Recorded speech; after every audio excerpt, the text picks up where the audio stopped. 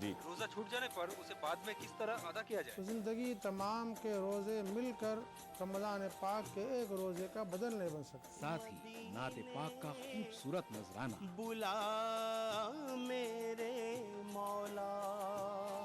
Live phone in show सहरी time रोजाना सुबह 3:45 पर सिर्फ ETV उर्दू पर। इस प्रोग्राम को पेश करने में ताउन कर रहे हैं काशिश हैदराबाद, मुश्तबा ज्वेलर्स मेहदीपट्टनम मलकपेट। तालीम की दुनिया में बैनुल अक़वामी नाम Vidya group of institutions. Bharat की पहली फ्लेवर चाय लम्सा।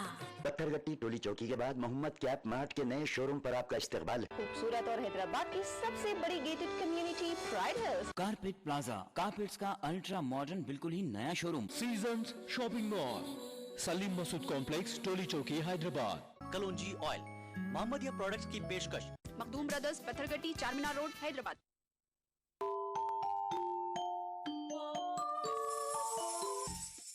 तो इसी तरीके से जब रोज़ा शुरू होता है तो सबसे पहला काम जो किया जाता है वो है नियत, यानी इंटेंशन। हदीस में आता है, प्रॉफिट मोहम्मद सल्लल्लाहु अलैहि वसल्लम ने फरमाया कि ला यसूम इल्ला मन अजमा अस्सियाम क़ब्ल अल-फज्र, कि रोज़ा सिर्फ वो शख्स रखे जो फज्र से पहले इसका इरादा करे। यानी रोज़ा कोई एक रस्मी चीज़ नहीं है, कोई रिचुअल नहीं है, बल्कि वो एक इरादी चीज़ है, यानी इंसान सोच कर इस पर अमल करता है।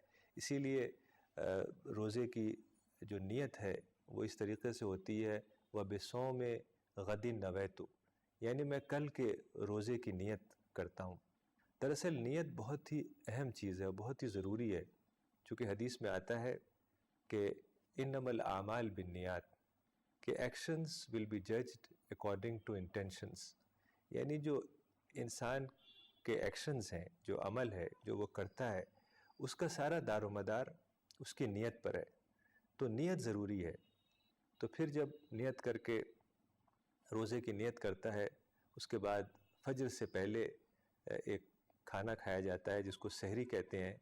आजकल के लिहाज से वो तकरीबन सुबह 4 बजे के करीब ये वक्त होता है। तो सहरी बहुत ज़रूरी है। हदीस में आता है, प्रॉफिट मोहम्मद सल्लल्लाहु अलैहि वसल्लम ने कहा है, तसहरु फ़इन्न फ़िस्सुहूरि बरका, कि सहरी खाओ चूँकि सहरी में बरकत है। ऐसे ही एक सहाबी कहते हैं कि मैं एक बार फजर से पहले रसूलुल्लाह सल्लल्लाहु अलैहि वसल्लम के पास गया और वो सहरी खा रहे थे, तो आपने कहा कि आओ मुबारक खाना खाओ। तो सहरी खाना बहुत ज़रूरी है। हदीस से पता चलता है कि सहरी में बहुत बरकत है। तो सहरी खाने के बाद रोज़ा शुरू होता है और रोज़ेदार जैसे बाकी दिन में काम करता है वैसे ही काम अपने करता है। रूटीन जो उसका होता है वो तकरीबन वैसे ही होता है। सिर्फ ये फ़र्क होता है कि रोज़े में एक ख़ास तरह की कैफ़ियत तारी होती है, एक रूहानी स्पिरिचुअल एक कैफ़ियत होती है। जो भी काम करता है वो उसमें उसके अंदर एक ख़ास तरह की कैफ़ियत होती है।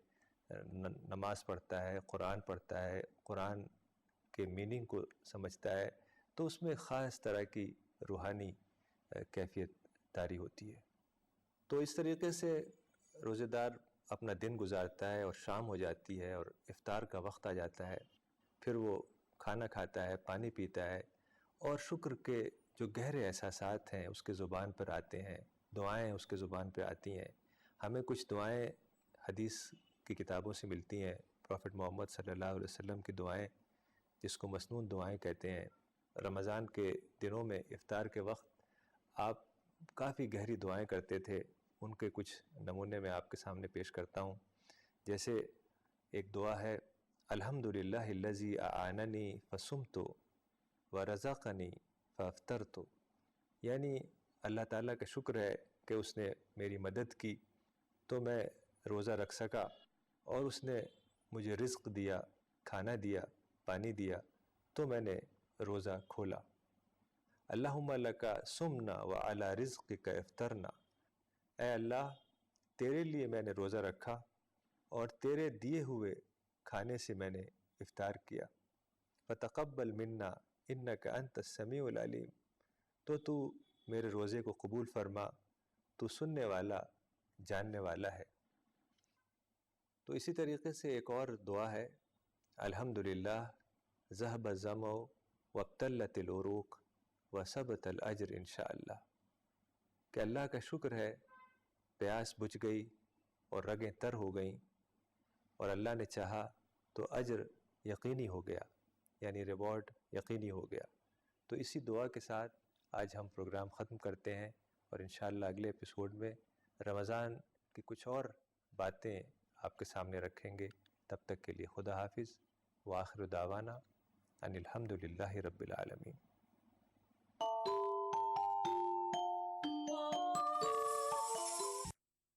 इस प्रोग्राम को पेश करने में ताउन किया अल रिसाला अपनी नौयत का वाहिद दीनी और तामीरी रिसाला।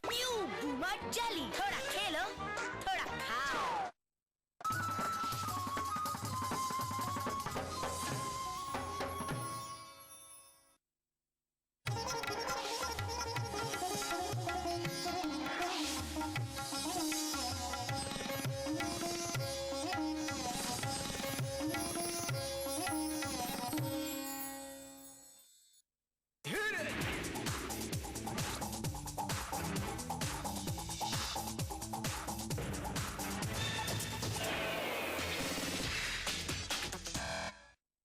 कैसे तेरी खुद अर्जी, ना धूप चुने ना छाँव, कैसे तेरी खुद अर्जी, किसी ठौर टिके ना पाँव। बन लिया अपना पैगंबर, कर लिया तू साथ समंदर, फिर भी सूखा मन के अंदर क्यों रहेगा।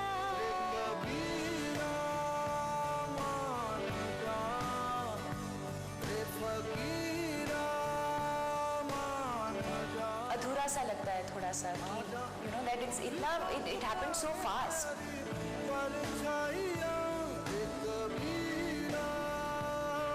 नमस्कार, आपका स्वागत है। मैं हूं पराग छापेकर और इस समय जो मेरे साथ मेहमान है, बहुत खूबसूरत, बहुत टैलेंटेड दीपिका। दीपिका, आपका बहुत बहुत स्वागत है। मतलब सबसे बड़ा अचीवमेंट अगर मैं बात करूं तो सोलो लीड के इसमें एक बहुत बड़ी हिट फिल्म हाल ही में ये जवानी है दीवानी, कैसा लगता है 100 करोड़ क्रॉस करना? मैं झूठ नहीं कहूँगी, ऑब्वियसली बहुत ही अच्छा लग रहा है, but at the same time सबसे इम्पोर्टेंट चीज़ ये है कि ऑडियंसेस को बहुत अच्छा लगा। लोग यू नो दूसरी बार तीसरी बार देखने जा रहे हैं, तो मैं बहुत खुश हूँ कि ऑडियंसेस ने इस फिल्म को इतना प्यार दिया है और दिल से, मतलब ऐसे लगता है कि पहले से ही लोग चाहते थे कि ये फिल्म बहुत बड़ी हिट हो। पहले ट्रेलर लॉन्च से ही ऐसे लगता था कि लोग चाहते हैं कि हम रणबीर और दीपिका को देखने जाएंगे, एक अच्छी फिल्म देखने जाएंगे, और कि इस फिल्म ने अभी 150 करोड़ से ज़्यादा जो बिज़नेस कमाया है। आई थिंक इट्स वंडरफुल और अच्छा लगता है।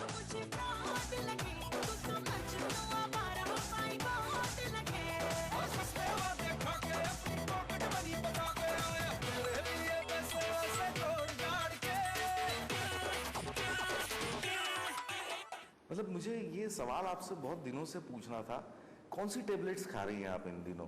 क्योंकि अचानक दीपिका में 360 डिग्री का चेंज है एज एन एक्टर।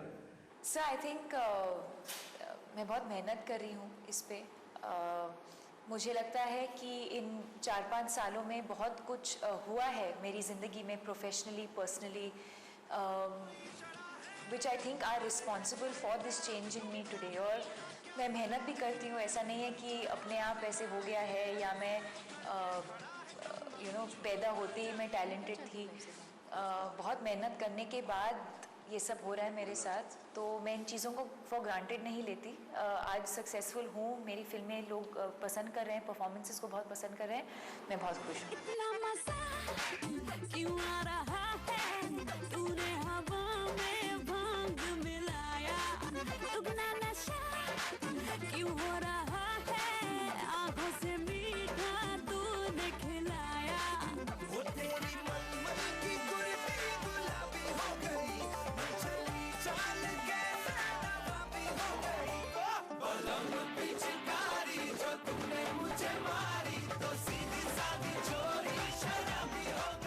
मैं बहुत ज़्यादा डिटेल में नहीं जा रहा हूँ, पर जो भी ज़ाती ज़िंदगी में, पर्सनल लाइफ में जो भी चीज़ें हमारे होती है, क्या वो एक एक्टर को अफेक्ट करती है? Definitely, I think it depends on the person and how you deal with that situation.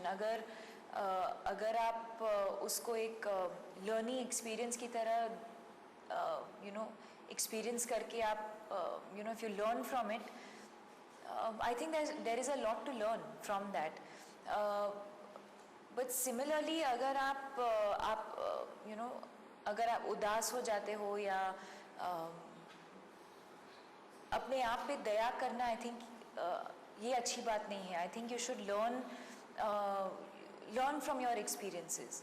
मतलब एज एन एक्टर आपको इवॉल्व और बेहतर इवॉल्व करने में इस तरह की जाती जिंदगी की जो घटना है वो मदद करती है क्या? वो कहीं, क्योंकि हम एक्टिंग में अगर बात करें तो या तो आप इमोशनल मेमोरी में जाते हैं या कहीं ना कहीं होता ही होगा, क्योंकि at the end of the day I think as an actor you tap into your emotions and कहीं ना कहीं सबकॉन्शियसली तो हो रहा होगा. कॉन्शियसली तो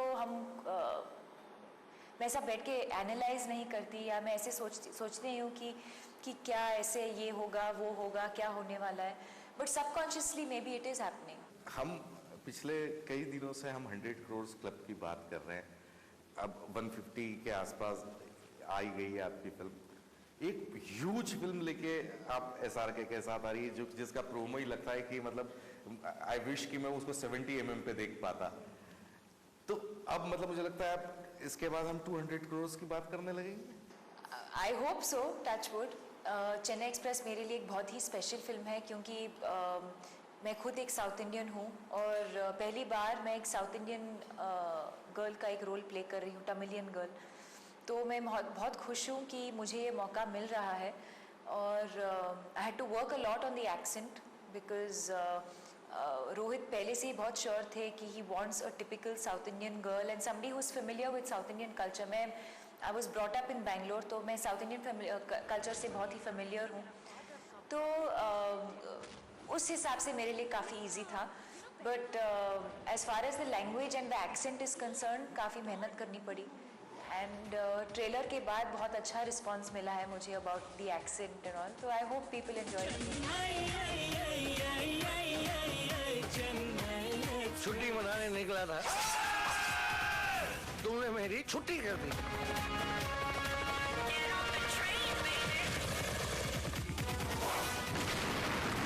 Don't underestimate the power of a common man. कोई तो ना.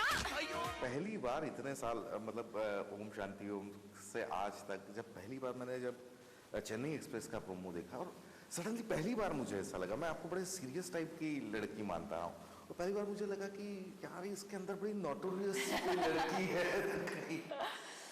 एक्चुअली हमेशा रहा है ये चीज़ मेरे अंदर, पर ये सिर्फ मेरे बहुत करीबी दोस्त जानते हैं मेरे बारे में. स्कूल में भी मैं ऐसे ही थी, बहुत ही मैं सबको तंग करती थी, बहुत बुली करती थी और मैं बहुत लंबी थी, तभी भी लंबी थी स्कूल में. तो मुझे लगता था कि मैं लंबी हूँ तो मैं सबको बुली कर सकती हूँ और सबको तंग कर सकती हूँ. फिर जब मेरी छोटी बहन पैदा हुई तब मैं थोड़ा सा मेलो डाउन हो गई और मुझे लगा कि मैं बहुत प्रोटेक्टिव सा बन गई. बट मेरे अंदर वो है एक थोड़ा नॉटी. उसमें क्लियर नजर आता है. आप कहते हैं ना कि जब सीन हो तो आपका कहीं इनर उसमें नजर आता है, और पहली बार महसूस हुआ कि यार ये बड़ी शैतान टाइप की लड़की है यार ये तो. एक्चुअली ये चीज़ सबसे पहले इम्तियाज़ ने नोटिस किया था. उन्होंने मुझे पहले कहा था कि तू लगती है बहुत स्वीट और बहुत भोली भाली सिंपल लड़की लगती है, तू है पर अंदर बहुत ही मतलब वो है नटखट नॉटी. ये सारी फिल्में तकरीबन जो आपने की उसमें हिट भी रही, कुछ मतलब उस तरह से बिजनेस नहीं कर पाए, लेकिन हमेशा आपके काम की तारीफ हुई. एंड हेड्स ऑफ की जिस तरह से आपने आपका करियर मैनेज किया, क्योंकि आप बाहर से आई हैं, ये सब कैसे आपने मैनेज किया, क्या गुर है? इनफैक्ट रिसेंटली मैं किसी के साथ बात कर रही थी और यही चीज़ कह रही थी कि मेरे डेब्यू के बाद, डेब्यू तो ऑब्वियसली सब लोग जानते हैं ओम शांति ओम, और बहुत बड़ी हिट थी, लोगों ने मेरा काम बहुत अप्रिशिएट किया. और उसके बाद सडनली पता नहीं क्या हुआ, मेरी पिक्चरें नहीं चल रही थी, लोगों को फिल्म में अच्छी नहीं लग रही थी. और ऑब्वियसली दुख तो होता ही है, but I think I took that as a learning experience. जैसे मैं पहले कह रही थी, I didn't get disheartened at any point. I kept the focus and I kept telling myself that I should not lose जो will power है, will power and focus, you shouldn't lose that. And मैं बहुत खुश हूँ और I think audiences ने भी मुझे बहुत सारे chances दिया है बार बार. कॉकटेल के बाद जैसे मैं आपसे बात भी करता था कि कॉकटेल के बाद जो बदलाव आया आप में, अब ये जवानी है दीवानी तक, अब दीपिका एक ऐसी एक्ट्रेस हैं जिनके ऊपर रिलाय किया जा सकता है. कुछ वैसे सारे ट्रस्टेड चेहरे होते कि यार ये है तो अच्छा होगा. Thank you. अब जब सिनेमा का कैनवास बड़ा हो रहा है, एक्सपेरिमेंटल सिनेमा, हम कहानी या डर्टी पिक्चर्स या इस तरह की भी हम हिट होती फिल्में देखते हैं, आपको नहीं लगता कि अब आपको वो वुमेन सेंट्रिक कैरेक्टर्स को भी चूज करना चाहिए? सर आई थिंक मैं एक्चुअली इन चीज़ों में नहीं मानती कि क्योंकि अभी मैं सक्सेसफुल हूँ या लोग मुझे रिलायबल कह रहे हैं या एक रिलायबल एक उस नज़रिए से देख रहे हैं कि मुझे मेरे चॉइसेस को चेंज करना चाहिए. क्योंकि आज तक मैंने वही किया है जो मैंने हमेशा दिल से किया है. जो भी मैंने किया, चाहे वो फिल्म्स हो, जो भी किया है मैंने लाइफ में, तो मुझे ऐसा नहीं लगता कि अभी क्योंकि लोग मुझे एक परफॉर्मर की तरह अप्रिशिएट करने लगे हैं कि I don't think I should change my choice of films. Obviously मैं I am going to make sure कि मैं जो भी अब से मैं जो भी फिल्म करूँगी, it will benefit my career, but most importantly अपने काम को एंजॉय करना बहुत ज़रूरी है. और सबसे मेन चीज़ मेरे लिए यही होगा कि क्या मैं इस फिल्म को एंजॉय करूँगी, क्या मैं इस कैरेक्टर को एंजॉय करूँगी, क्या मैं इन लोगों के साथ काम करने में 2 महीने 3 महीने 4 महीने जो भी है, इन लोगों के साथ क्या मैं अपने आप को एंजॉय करूँगी. आई थिंक ये चीज़ें सबसे इम्पोर्टेंट है. अमूमन हम कभी कभी खुद से बात करते हैं मिरर में देख के कि क्या बात है, या जो भी व्हाटएवर हमारे एक इनर थॉट हमारे साथ बात करता है. दीपिका एक नॉर्मल लड़की, दीपिका एक स्टार, क्या लगता है, क्या बात होती, क्या डिफरेंस है? आई थिंक सबसे पहले तो मैं अपने आप को एक स्टार नहीं मानती. ये मेरा काम है और जो भी मैं अपने आप जो भी मैं कर रही हूँ इस इंडस्ट्री में, fame, popularity, success, stardom is all a part of what I do. आज तक मैंने स्टारडम के लिए या फ़ैन फॉलोइंग के लिए या स्पेसिफिकली इन चीज़ों के लिए मैंने फिल्म्स ज्वाइन नहीं की. मैं फिल्म्स इसलिए कर रही हूँ because I enjoy being in front of the camera, I enjoy performing. Cocktail जैसे कैरेक्टर या अभी ये जवानी दीवानी का इंटरवल के पहले तक वो जिस कैरेक्टर का जिस तरह से ग्रोथ होता है, 2 लेवल पे वो चल रहा है, क्या कोई कैरेक्टर फिल्म खत्म होने के बाद, रिलीज के बाद भी असर छोड़े रहता है काफी समय तक? डेफिनेटली विद कॉकटेल के साथ तो डेफिनेटली हुआ. एक अटैचमेंट सा हो गया कि अब ये फिल्म ख़त्म हो गई है और कुछ अच्छा नहीं लग रहा था. पता नहीं, काफ़ी टाइम लगा मुझे उससे बाहर निकलने में. हैविंग सेड दैट, ये जवानी है दीवानी के साथ भी यही हो रहा है अभी. ऐसे लगता है कि अभी और काम करना चाहिए, प्रमोशन करना चाहिए और सीन्स शूट करनी चाहिए. अधूरा सा लगता है थोड़ा सा कि that it happened so fast. Shooting, promotion, release, success, with in 1 year इतना सब कुछ हुआ है मेरे साथ कि उस चीज़ को एंजॉय करने के लिए वक्त ही नहीं मिला. दीपिका की दुनिया पर और डालेंगे नजर एक छोटे से ब्रेक के बाद. कैसे तेरी खुद अर्जी, ना धूप चुने ना छाँव, कैसे तेरी खुद अर्जी, कैसे ठोर टिके ना पाँव, बन लिया अपना पैगंबर, कर लिया तू साथ समंदर, फिर भी सूखा मन के अंदर क्यों रहेगा.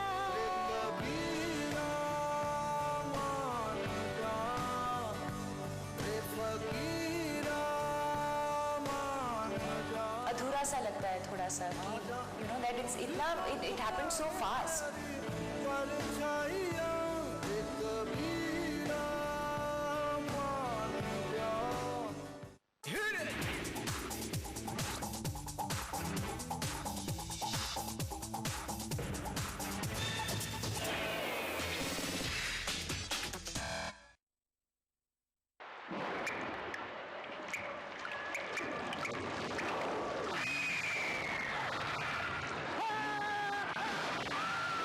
अगर सीमेंट जंग रोधक न हो तो जानलेवा हो सकता है। Shri ultra red oxide, Bharat का एकमात्र जंग रोधक सीमेंट। क्या आप अपने चेहरे पर कील मुहासों के दाग, धब्बों, झाइयों से परेशान हैं? तो इनसे छुटकारा पाने का एकमात्र समाधान मेलाज स्किन क्रीम, एली फार्मास्यूटिकल्स द्वारा निर्मित। खाना ऐसा कि खाते रहिए, जायका ऐसा कि चटकारा लेते रहिए। रियलिटी शो में अपने लजीज पकवानों से सबका दिल मोह लेने वाली मारूफ शेफ ज़ेबी ज़ुबैर अब हैं ईटीवी उर्दू पर। मैं ज़ेबी ज़ुबैर लेकर आ रही हूँ आपका पसंदीदा प्रोग्राम अक्से रसोई। रहिए इस रमजान हमारे साथ। अक्से रसोई पीर से शनिचर दोपहर 1 बजे सिर्फ ईटीवी उर्दू पर। Akse Rasoi powered by Brown and Polson. Brown and Polson custard powder इफ्तार खास बनाए ताउन कर रहे हैं। स्वीट्स आपको माह रमजान अल मुबारक की आमद पर खुशामदीद कहता है। Anmol butter bake biscuit extra मक्खन से भरा। मेलाज स्किन क्रीम, एली फार्मास्यूटिकल्स द्वारा निर्मित। माह रमजान अल्लाह का इनाम, जहां हम बांटेंगे खुशियां और रौनकें। लुत्फ अंदोज होइए सहरो इफ्तार के लजीज पकवानों से और रूह को सरशार कीजिए नमाज तरावी से। बाजार में क्या है फैशन के रंग, बच्चों में कैसी है ईद की उमंग। हिंदुस्तान के 30 तारीखी शहरों में रमजान के नूरानी शबो रोज। प्रोग्राम रमजान की रौनकें रोजाना रात 10:30 बजे सिर्फ ईटीवी उर्दू पर। इस प्रोग्राम को पेश करने में ताउन कर रहे हैं खूबसूरत और हैदराबाद की सबसे बड़ी gated community Pride hills. Bharat की पहली फ्लेवर्ड चाय लम्सा। तालीम की दुनिया में बैनुल अक़वामी नाम Vidya group of institutions. Brown and Polson custard powder इफ्तार खास बनाए। यूनिक इंटीरियर्स और carpets Masab tank Hyderabad. Seasons shopping mall Saleem Masood complex Toli Chowki Hyderabad. कलौंजी ऑयल मोहम्मदिया प्रोडक्ट्स की पेशकश।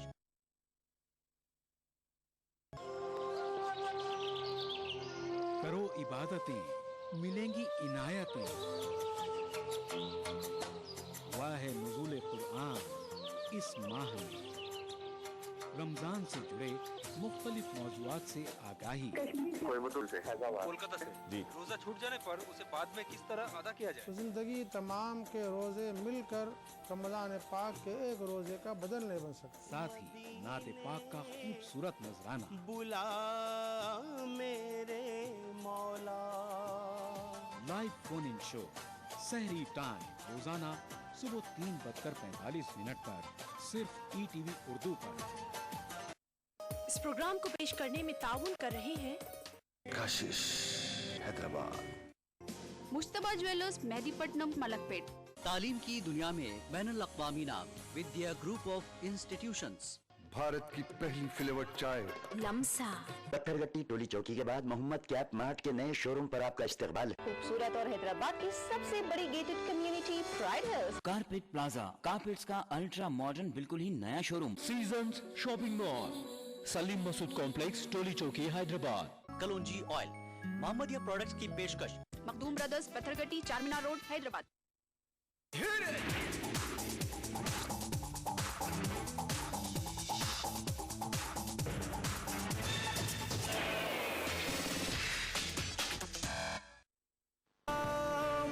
के बाद आपका एक बार फिर से स्वागत है। हमारे साथ है दीपिका।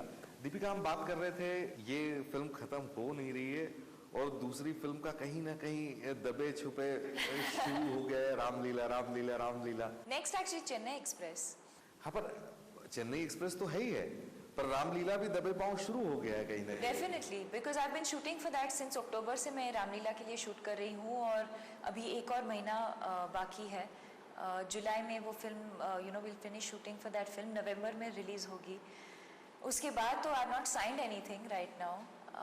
मैं इस फेज़ को बहुत एंजॉय कर रही हूँ और जो भी मैं करूँगी इसके बाद ऑब्वियसली बहुत ही स्पेशल होगा और देखते हैं। I have not signed anything. Meenamma, मेरी डिक्शनरी में इम्पॉसिबल का शब्द ही नहीं है। अच्छा, कहाँ से खरीदी ऐसी बकवास डिक्शनरी?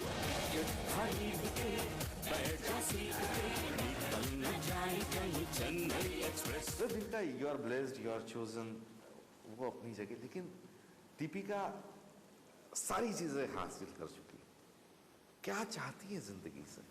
आई डोंट थिंक मैंने सब चीज़ हासिल की है। मुझे ऐसे लगता है कि ये तो शुरुआत है, अभी बहुत कुछ बाकी है अचीव करने के लिए।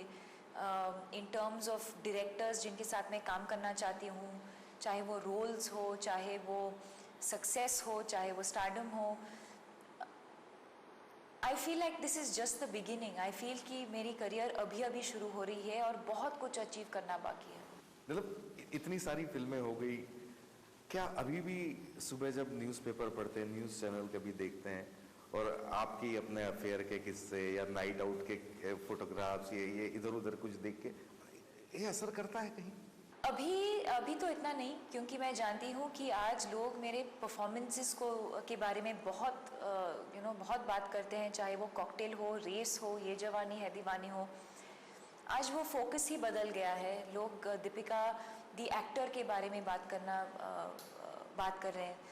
सो आई डोंट, मैं इन चीज़ों को मैं obviously it's a part and parcel of what I do. अगर मैं बाहर जाती हूँ, दोस्तों के साथ जाती हूँ, जब लोग रिपोर्ट करते हैं तो ऑब्वियसली थोड़ा बहुत बड़ा चढ़ा के ही कहते हैं, but it's okay because at the end of the day सबसे इम्पॉर्टेंट चीज़ ये है कि लोग मेरी फिल्म्स को एंजॉय कर रहे हैं, मेरी परफॉर्मेंसेस को एंजॉय कर रहे हैं, और वो सबसे इम्पॉर्टेंट चीज़ है।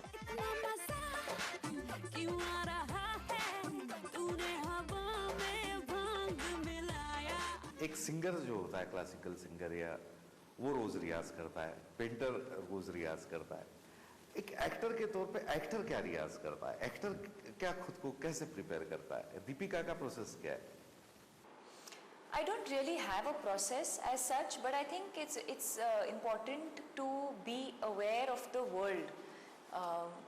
लोगों के साथ इंटरैक्ट करना, लोगों के साथ बातचीत करना, और कभी-कभी ऐसे दुनिया को देखना, ऑब्जर्व करना मेरे ख्याल से बहुत ही इम्पोर्टेंट है। और एज अ पर्सन भी मैं खुद एक ऑब्जर्वर हूँ।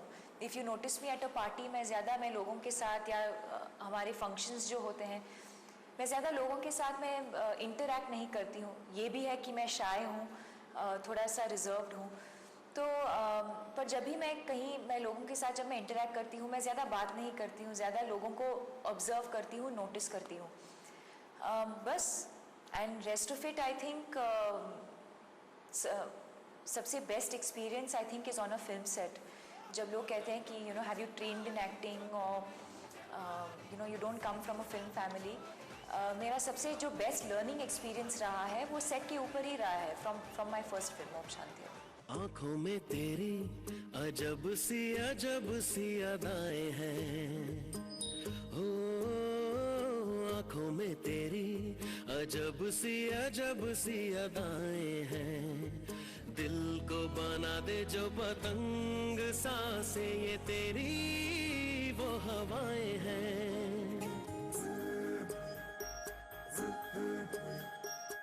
दुनिया की आपने बात की, अभी हिंदुस्तान में इतनी बड़ी तबाही मची हुई उत्तराखंड में, क्या लगता है आपको, क्या आपका थॉट है इस पर?